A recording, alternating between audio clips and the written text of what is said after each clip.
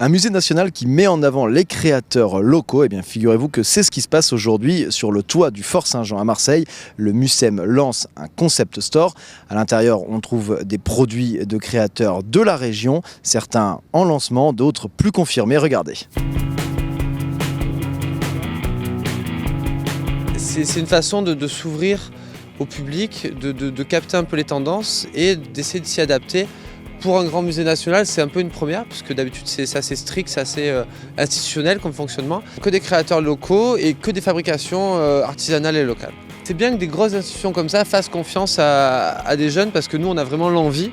Et des fois ce qui nous manque un peu, c'est qu'on nous donne un peu l'occasion de faire les choses.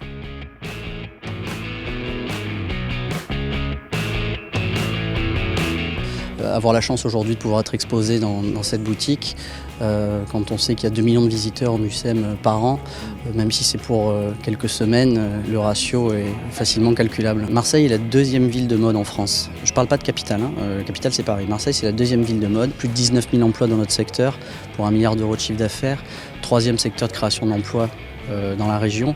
Donc il y a un tissu économique qui est phénoménal, mais qui est très peu connu parce que peu de marques, pendant longtemps, avaient envie de mettre en avant cette identité marseillaise, parce que Marseille, c'était un peu la Kalachnikov, et aujourd'hui, la mode, c'est la plus belle robe médiatique qu'on puisse avoir pour habiller cette ville. C'est très bon pour l'économie et c'est très bon pour cette image globale d'identité méditerranéenne de la mode.